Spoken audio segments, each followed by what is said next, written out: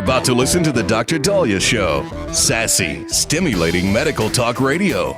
Any medical advice Dr. Daliah Wax gives on her show should not be substituted for an actual visit to your medical provider. And now, here's Dr. Daliah.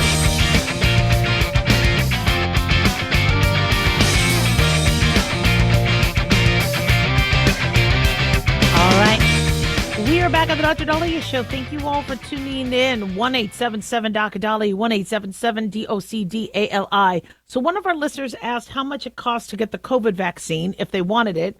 Another has asked, are the COVID vaccines being recommended still? What's going on with COVID? So the first answer is I think the COVID vaccine is about $200. Now, there's supposed to be coupons. GoodRx is advertising a coupon, but the COVID vaccine is not free anymore. Once the funding stopped years ago, you can purchase it yourself or your insurance may cover it. But the cash price is about $200 for the vaccine. In terms of the latest recommendations, we are being told that RFK Jr. and the CDC are now going to be revisiting and coming up with new recommendations. But the latest recommendations are from this Halloween. So October 31st, 2024. So it's about 5 months old.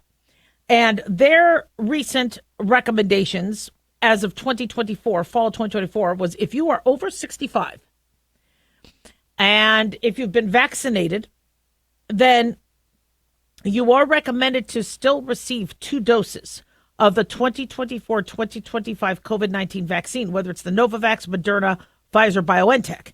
Both shots are to be separated by 6 months, a minimum interval of 2 months. Now, when we were first getting the vaccine, we had to wait a few weeks in between each dose. Now they want you to wait at least 2 months, preferably 6 months, regardless whether you had the original vaccines in 2021 or not.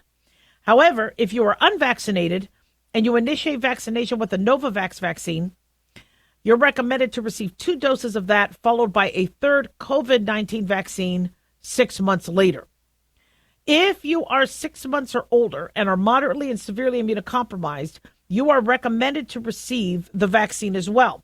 If you've never been vaccinated, you get a multi-dose initial series with age-appropriate vaccine. Remember, it's different dosing depending on your age.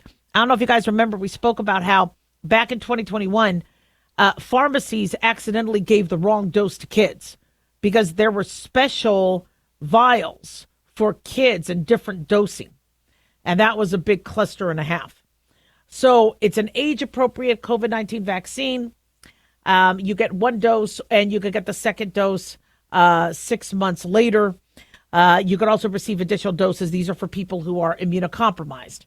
And if you've been previously vaccinated, they do recommend 2 doses of the new COVID-19 vaccine separated no later than 6 months apart.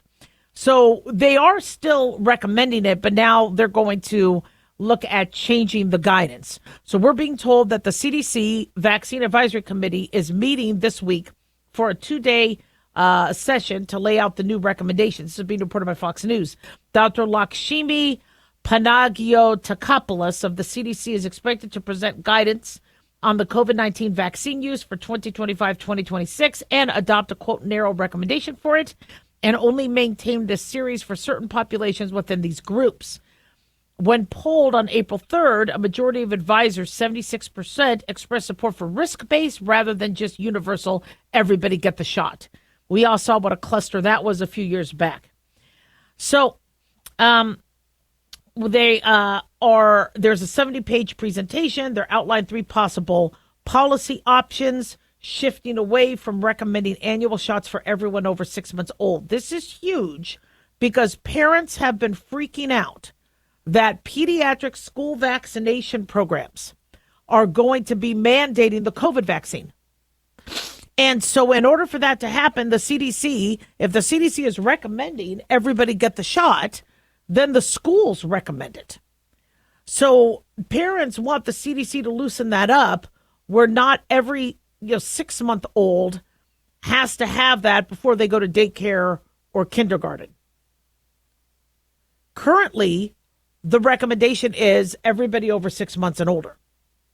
So one proposed policy option would continue the current one. Another would maybe say only for high-risk individuals or those with underlying health conditions, or if you're pregnant or a healthcare worker. And then a third option would blend the two. Keep the universal recommendations for people 65 and older, but limit shots for those younger groups to only those who are high risk.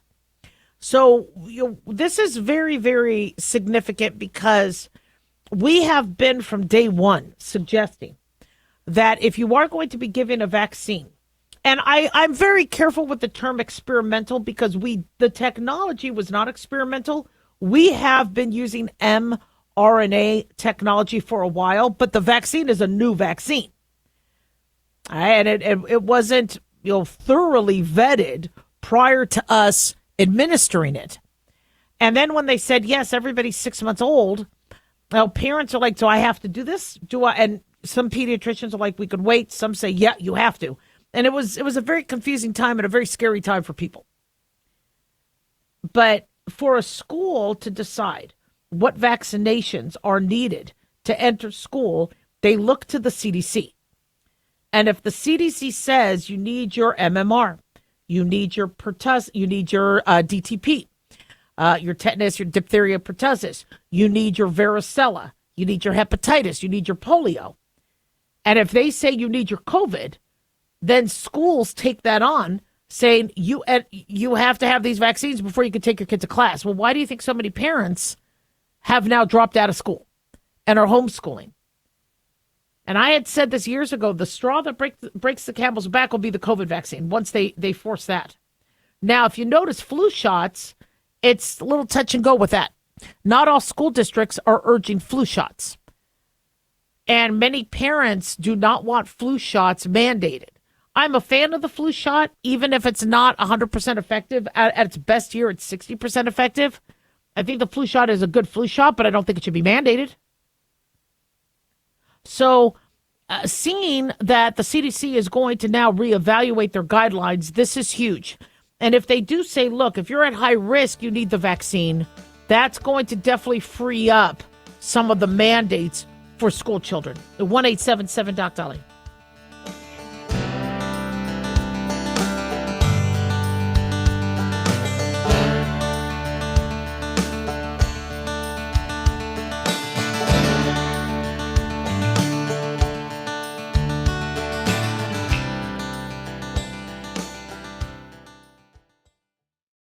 Dr. Daliah here. Are you tired, burned out, gaining weight, succumbing to the daily pressures of life? Well, how's your dopamine doing? How you feel right now, how you'll feel an hour from now, and how you'll feel next week is completely reliant on your dopamine. Our daily motivation and willingness to push through challenges depends on the intricate chemical process dopamine provides. Christian Kalikas and I created Deploying Dopamine, a book that tells you what dopamine is, when it dysfunctions, and how to successfully deploy it when needed. Find Deploying Dopamine on Amazon today. Check it out. Lisa Wolf here to tell you about our newest website for old-time radio lovers. It's 100radioshows.com. At this site, there are 5 old-time radio shows waiting for you to download free as our gift to you. And be sure to browse the additional 700 old-time radio shows available to you for 70% off by using the promo code RADIO at checkout. This is a limited-time offer, so log on to 100radioshows.com. That's 100radioshows.com. At Hotshot Secret, we share the science behind common diesel problems and their solutions. For example, Hotshot Secret Stiction Eliminator. Stiction, that sticky friction, undermines the performance of diesel engines. Third-party ASTM testing verifies that Stiction Eliminator removes 2 times as much stiction than any alternative on the retail shelf. Stiction Eliminator is formulated to be left in the engine oil. It works as you drive. Available at truck stops, Tractor Supply, O'Reilly's Auto Parts, and online at HotShotSecret.com. Hotshot Secret. Powered by science. In a study, it was found that 33% of 44 herbal supplements had no trace of the advertised herb. Don't let that happen to you. Hi, this is Dr. Mitch. If you want to ensure quality, please go to TotalWellness.com. Supplements made for physicians only now available to you too. TotalWellness.com, helping you to look good, feel good, and enjoy total wellness.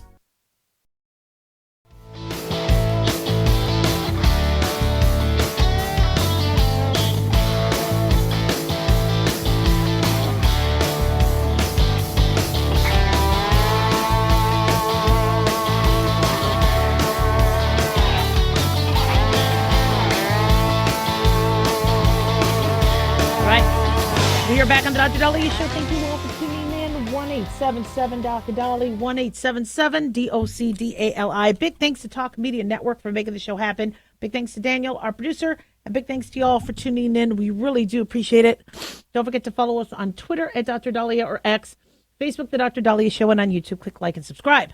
So yesterday we were talking about how RFK Jr. has promised by September to come up with some guidance for us and to get to the root, and I apologize, my nose is running, I got horrible allergies, get to the root of autism and why autism cases are rising. As of, I believe, 2020, the numbers were 1 in 36. And yesterday I said they're probably higher. There's a lot of mis- and underdiagnosis of this. And now we have a new report where the numbers have now risen to 1 in 31. Now, this is an estimation. It doesn't mean in every classroom of 35 children, one of them has autism. Or every classroom of 31 children, one will have it. It's not an exact science, but they are estimating that 1 in 31 children nationally, based on their analysis and university research, including Puerto Rico, now the numbers are 1 in 31. In fact, I saw one report that in California, it's 1 in 19.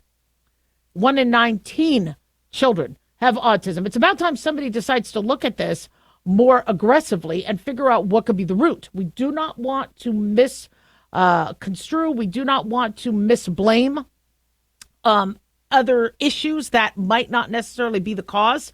The last thing we want to do is say that somebody's polio vaccine or MMR vaccine is causing autism. But if we are seeing that there's something our kids are getting that could have a side effect, that may not necessarily be causing what is traditionally gene or genetic related autism, but possibly another neurological disorder or neurodiverse developmental issue, we need to be able to understand what that is and then try to guard against that or prevent that from happening. So it's a conversation that has to happen. I know Bernie Sanders says we don't need to relitigate the science. Science always needs to be relitigated. I apologize. Science, things are different. People are different. What we're being exposed to in the womb. You know, moms have been taking more and more Tylenol. Is that an issue? Babies have been getting more and more vaccines. Is that an issue? Fluoride in the water. Is that an issue? Just because we ask doesn't mean we're evil. Doesn't mean you're one political party or not. People in science always have to ask. I mean, how many times have we heard doctors go, wait a second, I know you guys are recommending this, but I'm not seeing it, or I'm seeing other side effects. Now, I bring up when Vioxx, Merck's drug, which was an anti-inflammatory, a COX-2 inhibitor, when I would use Vioxx and I saw my patient's blood pressure go up, I stopped using it. And the rep comes in saying, why aren't you writing Vioxx? You aren't even using the samples. I go, I don't like what's happening to my patient's blood pressure. I think it's related. And I remember the rep was kind of mad. And I'm a fan of Merck. I think Merck has some great products, but this rep was very upset, probably because it affects his bottom line. And he says, the data says it's safe. It's cardiovascular safe. Well, lo and behold, months later, gets taken off the market. So relitigate the crap out of science. Relitigate. I don't care what Bernie Sanders says, because there are things that we might not understand that we missed in early trials or early development or clinical research. So now we have 1 in 31 children presumed to be on the autism spectrum, including Asperger's. The rates are therefore increasing. An estimated 1 in 31 8-year-olds, according to this latest study, was diagnosed with autism spectrum disorder in 2022. Now, the key to that sentence is was diagnosed. How many people are not diagnosed? 2022, not a lot of people were going to the doctor. I'm still hearing from parents where their kids have not seen a pediatrician since pre-COVID. So that means that number is still an underestimation. They said back in 2020, 1 in 36 people were diagnosed, children. They said this is also a rise from the 1 in 150 children diagnosed with autism in the year 2000. So ABC News is reporting that one of the reasons for this is better awareness, better access to screening and services, and diagnosis of a wide range of autism spectrum disorder. So yes and no. I have said for years we're getting better at picking up on this. And so if I see an infant or a toddler just not bonding with mom, not making eye contact, not acting like a normal child would in terms of stranger danger and separation anxiety and all that, I might start to, if I look at their communicative skills and see how they interact, I might be like, look, we should probably evaluate them for autism.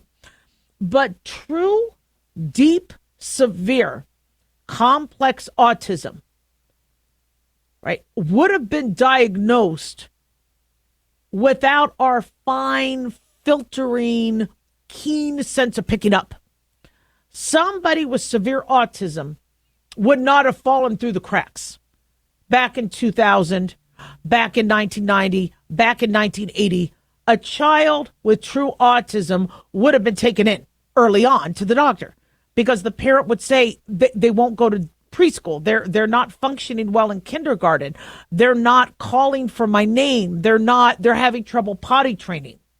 So you can't convince me that severe autism diagnoses are only up because we doctors are doing a better job at picking up severe autism. You would have to be, you'd have to be at the bottom of your medical school class and still, yes, you would be able to identify severe autism. Now, the more subtle autism, yes, we have done a great job in terms of expanding what the diagnosis could be and how to identify skills. Whereas some kids went through school not being good in sports, getting picked on, not having a filter to what they're saying, not necessarily being able to socially jive with other kids. And so when parents would say they're bullied a lot, they're never picked for sports on the team, they seem to struggle socially, they see, then we physicians might say maybe they're on the autism spectrum. Also, they're very, very smart, and medical providers have learned, it is important to call it. Because some people say, why? Look, if it's not going to affect their heart, lungs, why do you have to even give them a diagnosis? I think it's very important to diagnose because these autistic kids are brilliant. These children that have Asperger's and autism are our future Einsteins. You don't want to limit them. We don't want to dumb them down. And unfortunately, that's what's happening to the autism population, where for them to get along with others, there's this pressure to dumb them down. Like I told you, where an adult with autism might act something like this. So a coworker comes in, she's in a dress, she's not wearing a bra, so you could see nipples, or the skirt is too short, and somebody comments, "Oh, I love your new dress." Somebody with autism would say, "It's too short," or "I could see your nipples," or "You look fat in it." And now that person wouldn't go that far at work. They might get in trouble for harassment. But they're saying, like, why would they lie? You look like crap in the dress. It's inappropriate. We could see things through the dress.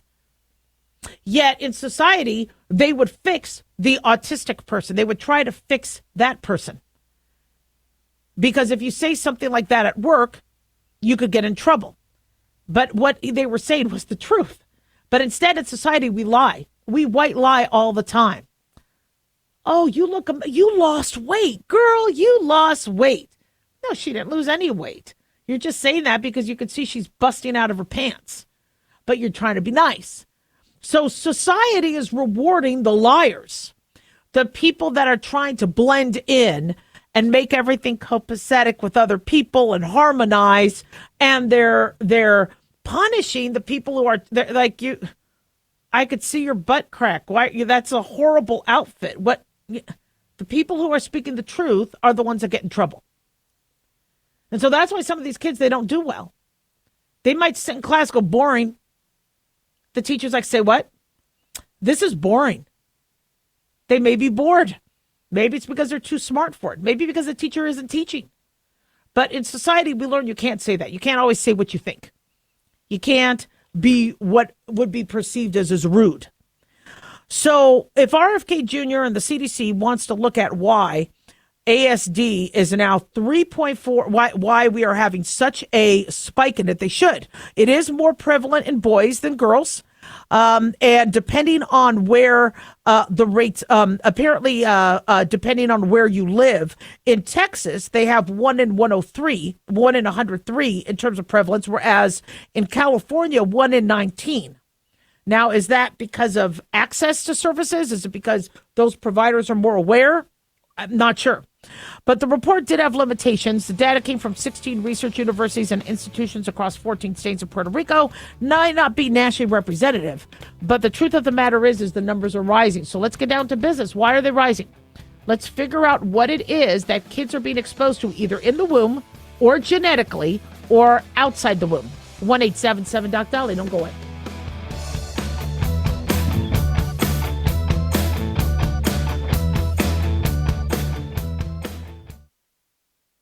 I'm Andrew Saul, Commissioner of Social Security. I'm here to warn you about telephone scammers pretending to be government employees. Some of these scammers may say threatening things like you will be arrested if you don't make payments or provide personal information. Do not fall for these tricks. These calls are not from us. Real Social Security employees will never threaten you for information or money. If you receive a call like this, hang up. Never give the caller your personal information, like your Social Security number or bank account, or send money in any form, cash, gift cards, wire transfers, or prepaid debit cards. Report the call to our law enforcement arm, the Office of the Inspector General, at oig.ssa.gov. Share this information with your friends and family.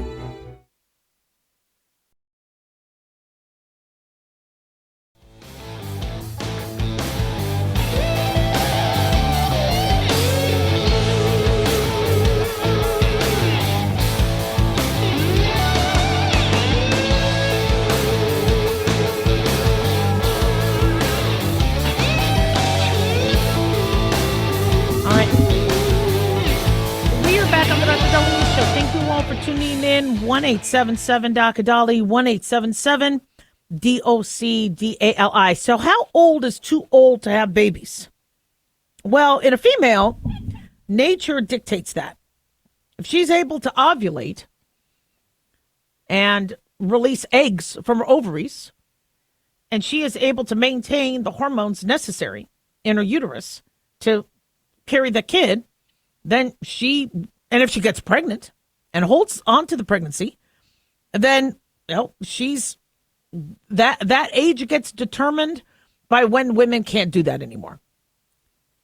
And so women go through menopause anywhere from late 40s to early 50s, in that range. It's not just an overnight thing like Edith Bunker was being asked to do. If you're going to go through the change, go through the change now. Archie Bunker was very impatient, but that could happen over years. It's not overnight. We have some women with premature ovarian failure where their ovaries will stop working early on. But for the most part, a woman could get pregnant all the way through menopause. We had a relative who got pregnant when she was 52. She thought she was in menopause and she ended up being pregnant. She lost the baby. She miscarried, but she did technically still get pregnant. We recommend on the whole, though, for you to consider having babies younger. We notice it's very taxing. There's a lot of energy involved, and there's fewer side effects and fewer risks. When you're of advanced maternal age, which had been cited as over 35 years old, although now we have a lot more women being pregnant over the age of 35.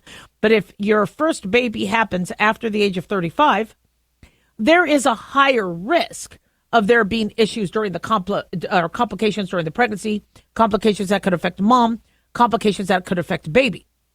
One of the theories with autism is that moms are having children at older ages. Also, there was a link years ago to fathers being of older age. Didn't Charlie Chaplin have kids well into his 90s?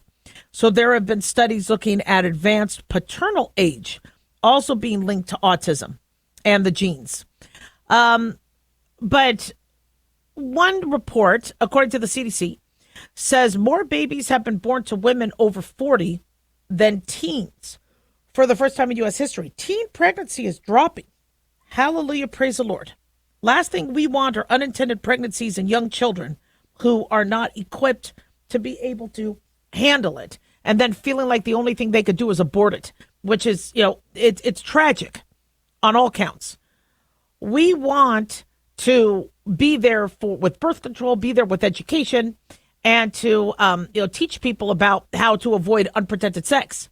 But they're saying in the first time in history, more women over the age of 40 are having kids compared to teenage moms, according to the CDC. So this reflects the trend, according to Fox News, of people waiting to have kids, waiting until they feel they are financially ready, and us having the ability to help a woman in her 40s go through pregnancy. I had a patient yesterday who was breastfeeding, and she's 43 years old. And I was like, wow, good for you. So the total number of U.S. births declined by 14% between 1990 and 2023. During this time, birth rates among females younger than 20 decreased by 73%, marking the steepest percentage drop of all age groups. This resulted in a decline from 1 in 18 births in 1990 to 1 in 25 in 2023. 1 in 8 teenagers were getting pregnant in 1990. Wow. That dropped a couple years ago to 1 in 25. Women between the ages of 20 and 24 had 44% fewer births from 1990 to 2023, while they dropped by 23% among older individuals, 25 to 29. The number of births among women aged 30 to 34 increased by 24%. Women 35 and 39 years old experienced a 90% increase in births. But women over 40 had a 193% surge from 1990 to 2023. In 1990, women over 40 accounted for 1.2% of the births. In 2023, 4.1%. So how safe is it?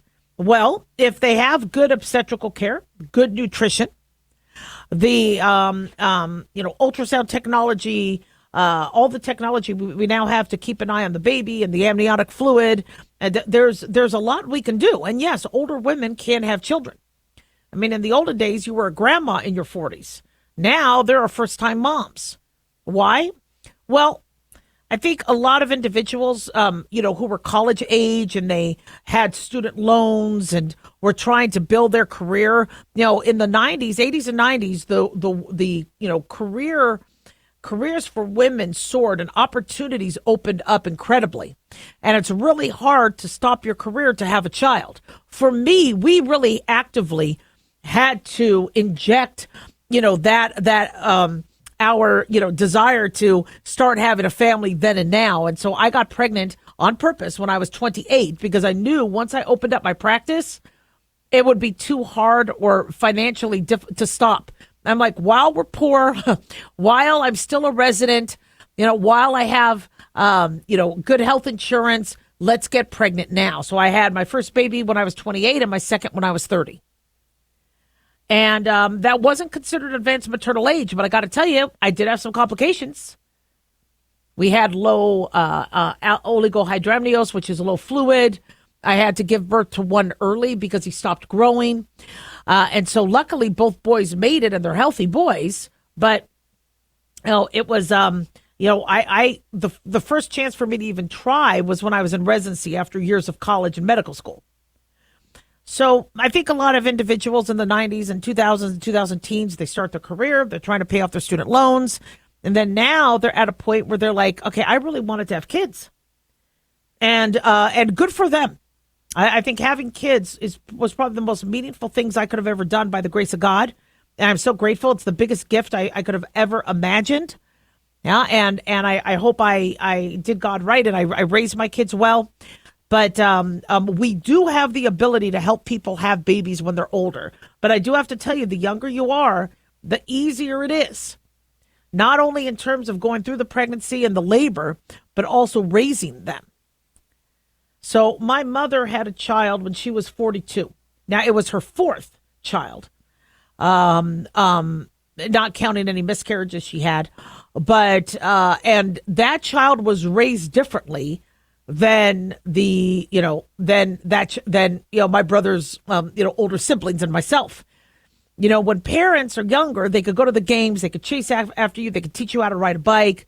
I am seeing that a lot of older parents are not necessarily, getting down into the ground and doing a lot of the things that these kids might need. And so there may be a difference in terms of their upbringing. And one concern we had in, the 2000s and the 2000 teens were children of older parents. Were they just looking at more screens? But then we noticed that younger parents were doing the same thing. They're like, well, I have to get back to work. I have to leave you with the babysitter. So kids and babies were in front of a TV, despite how old mom could have been.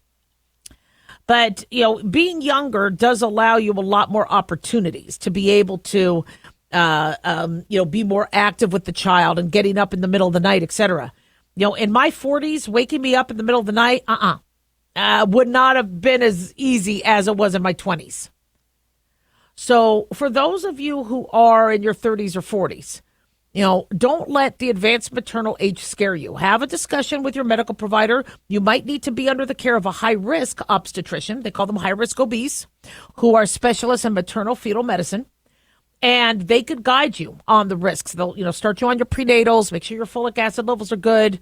Look at your weight, look at your other medical conditions like diabetes, et cetera. And if family planning is what you want, definitely talk to your medical provider about it. But it is fascinating that we are having such a spike in numbers. 1-877-DOC-DALIAH.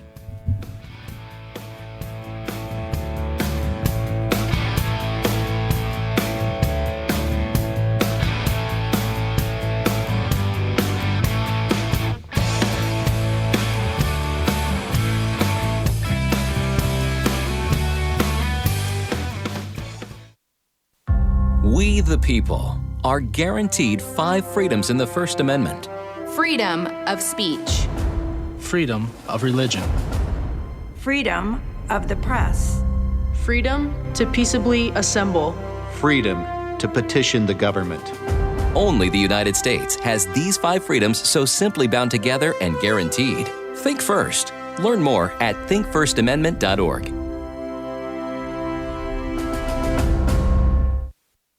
To protect his family from disaster, Steve used his camera phone.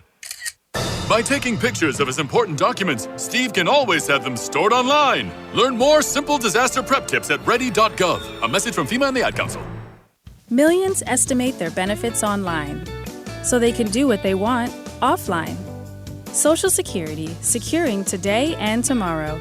See what you can do online at socialsecurity.gov. Self-reliance. It's not a phrase we hear much in our culture these days. It might conjure up images of pioneers, the West, rifles, strapping men, and strong women. But what does it mean for us in today's world? The New American Magazine has just released its latest collector's edition, Self-Reliance, Foundation of Freedom. In it, the New American authors outline the necessity of self-reliance for a free people, tips for self-reliant living, and the importance of not giving up hope. This unique edition includes articles on the self-sufficiency of the founders, preparing for a worst-case scenario, firearms, financial self-reliance, the importance of community, and many other topics by expert writers. Now, for a limited time, the New American is offering a bundle of 3 collector's editions, Self-Reliance, The Great Reset, and Trump World, for just $19.95. Available at shopjbs.org. Visit shopjbs.org today.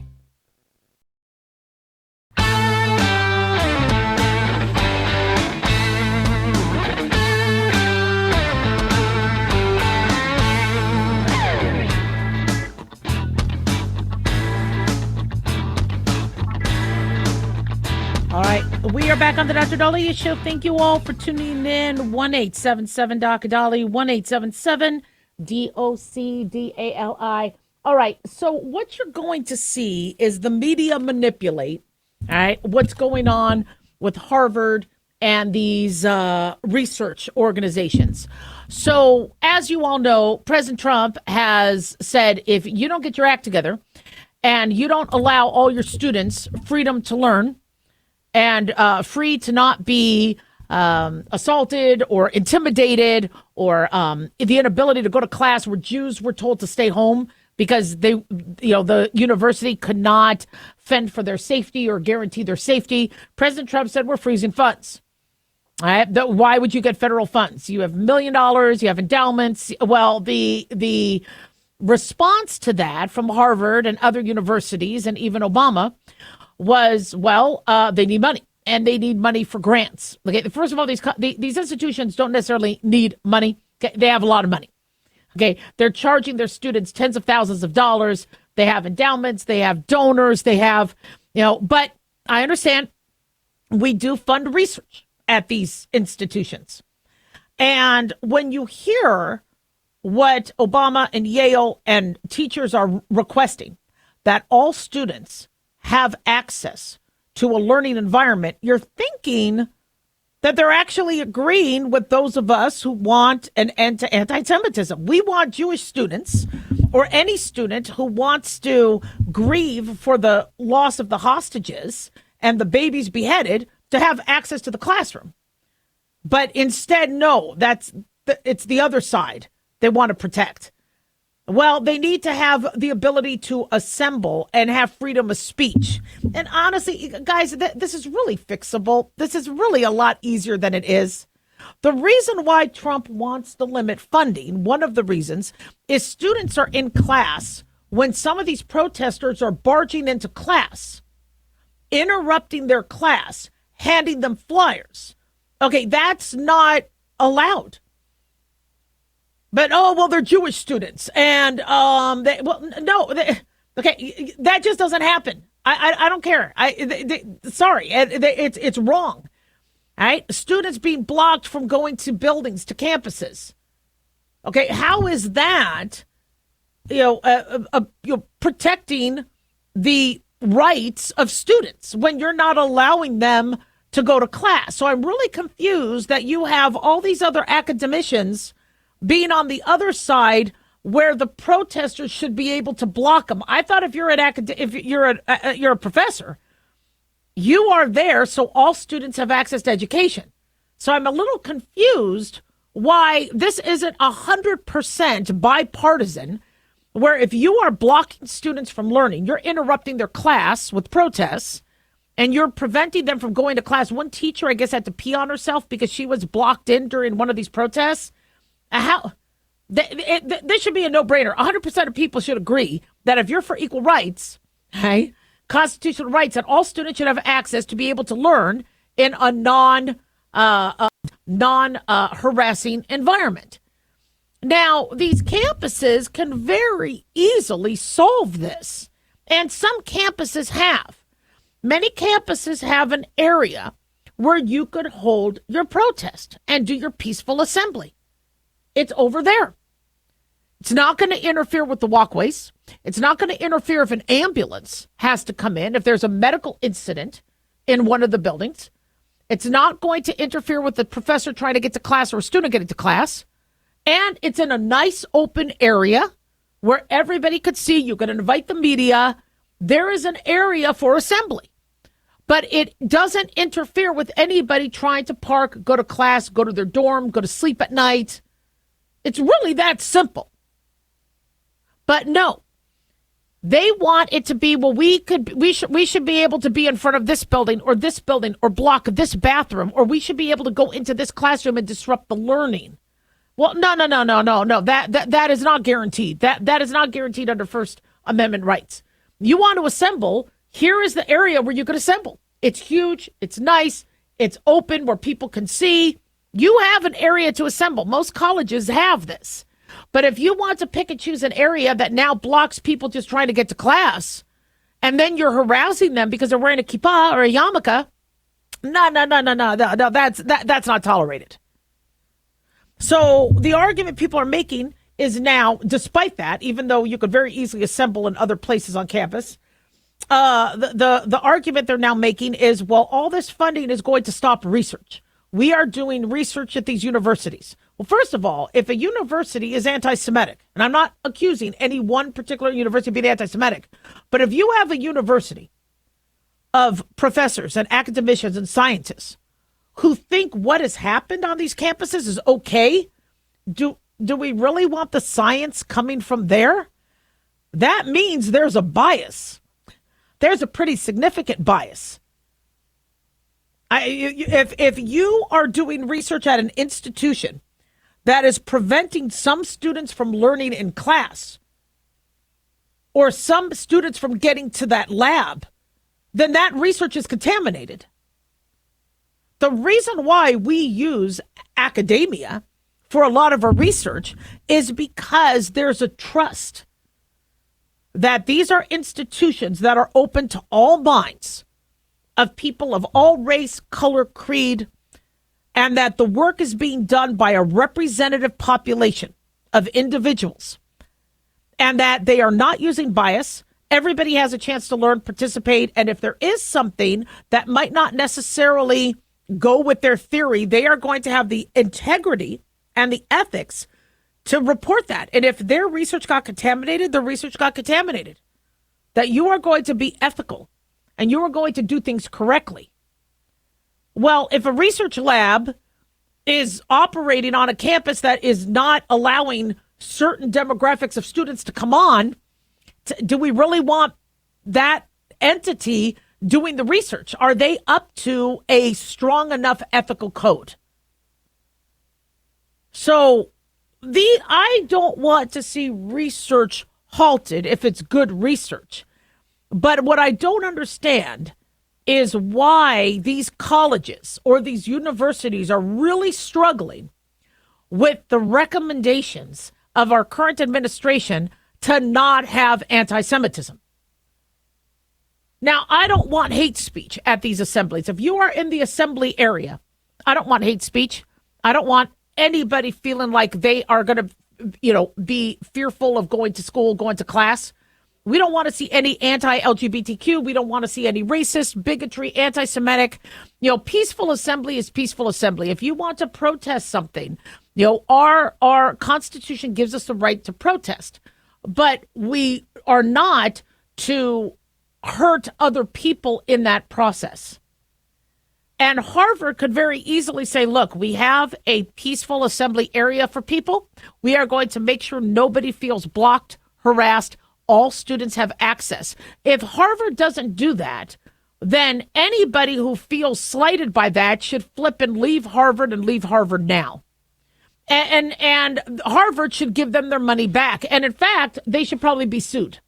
These Ivy Leagues should be sued because if you signed up for an education and now you're not being allowed that education because you're being blocked from going to class, or you're sitting there in class and now people are coming up showing pictures of Hamas leaders who are murdering people, then you should be able to sue the school. I mean, honestly, these Ivy League universities have a very easy path to fix this. Why don't they? The fact that they're bucking what should be common sense is very highly suspect. And I don't want their research then. I'm sorry. 1-877-DOC-DALIAH. Don't go away.